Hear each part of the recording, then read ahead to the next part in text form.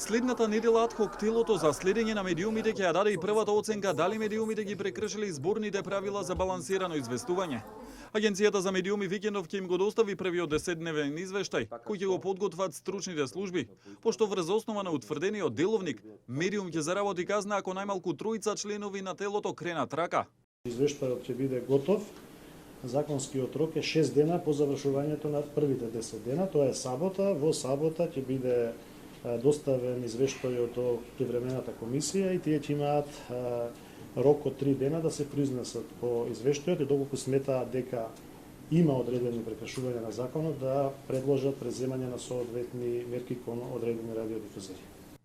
Членовите на агенцијата денеска на работен состанок со членовите на Државната изборна комисија договараа координација за предвремените избори закажани за на 11 декември.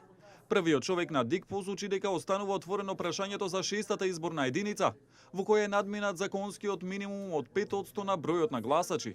Со ова, вели Чичаковски, се доведува во прашање еднаквото право на глас на граѓаните.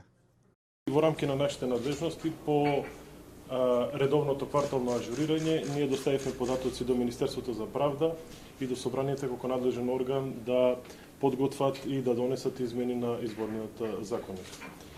Останува на Собранието соодветно да го адресира ова прашање. Несоодветното, односно надминувањето на прагот од плюс-минус 5% дефинитивно го доведува во прашање еднаквото право на глас на сите граѓани во Република Македонија. Дописот дека има отстапка во шестката, уште претходната недела ДИК го достави и до Правда и до Собранието. Ресорниот министер Валде Џафери рече дека ќе им остави на партиите да се договорат дали со законски измени ќе се бара прекројување на изборните единици.